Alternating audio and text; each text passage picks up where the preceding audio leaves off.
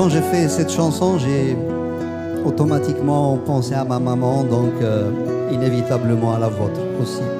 Je me souviens, je devais avoir 7-8 ans, pas plus. Nous étions en Kabylie. Elle était là, à côté de moi, en train de battre du lait qu'elle a mis dans une calebasse, vous savez, une espèce de baratte. Et elle le battait en faisant ce geste-là, peut-être qu'un certain nombre d'entre vous ont déjà vu faire. Et quand elle faisait son acte, son travail, elle rythmait aussi des mots, des idées, des chants, des soupirs.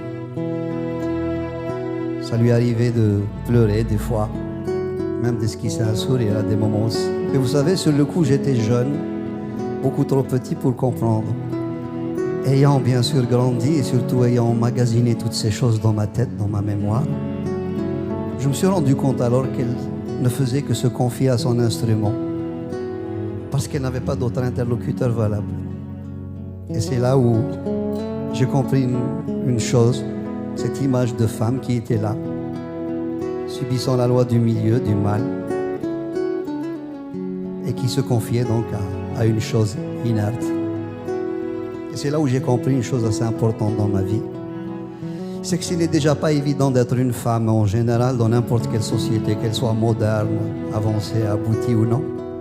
Je crois que ça l'est encore moins dans des sociétés à forte tradition telles que la mienne. Et j'en voulais pour preuve cette dame qui se trouvait être ma mère. J'ai compris une deuxième chose, c'est que puisque j'ai sorti inconsciemment cette chanson du fond de mon enfance, à travers des visions que j'ai eues et que j'ai vécues, des sensations que j'ai éprouvées, j'ai tout de suite compris aussi qu'elle n'était plus à moi tout seul, mais qu'elle nous appartenait tous. Parce que d'abord, on a tous une maman et que pour peu qu'on appartienne à une de ces sociétés un peu à forte tradition, on a une image de la mère assez spécifique, assez spéciale. Et à ce titre, j'ai l'habitude donc de la partager avec vous en vous demandant une chose bien simple, ce que je fais depuis pas mal de temps. Essayez ce soir, ce samedi soir là plutôt, d'avoir dans votre tête une image claire, précise, lumineuse de celle qui vous a donné la vie, ou tout simplement de celle que vous aimez. Qu'elle soit ou non de ce monde, je pense qu'elle sera à jamais gravée dans nos cœurs. Vous pourriez me dire pourquoi, bien sûr. Parce que l'un de vous pourrait me dire, bon, ma maman est avec moi, on vit ensemble, il n'y a pas tellement de soucis. Quelqu'un d'autre me dira, j'ai de ses nouvelles au téléphone, on se tient en contact. Et vous savez, ce n'est pas du tout pour ça. Je vous le demande parce que je suis convaincu que vis-à-vis d'une femme en général et d'une maman en particulier, je crois que nous avons tous quelque chose à nous faire pardonner ou à tout le moins à nous reprocher. Dites pas non tout de suite. Rentrez en vous-même. Questionnez-vous et vous verrez bien. Laquelle ou lequel d'entre vous n'aura pas vu des larmes perler sur leurs joues, et surtout des larmes pour lesquelles nous avons une responsabilité plus ou moins directe, sans compter tous ces pleurs, toutes ces larmes qu'elles auront versées à notre insu, parce qu'elles n'auront pas voulu nous le montrer, soit par pudeur, soit par crainte de nous heurter, soit pour se dire, ma foi, bon, ces enfants, c'est moi qui les ai faits, si quelqu'un doit se sacrifier, autant que ce soit moi. Franchement, laquelle ou lequel d'entre nous tous aura été péché dans le tréfonds de leur cœur, le moindre de leurs frissons, la moindre de leur fragilité, et surtout cesser de voir en elles des mamans couveuses ou des mamans allaiteuses qui ne sont là que pour la reproduction, alors qu'elles peuvent aussi avoir de la place pour un cœur contrarié, des amours contrariés, un désir frustré, etc.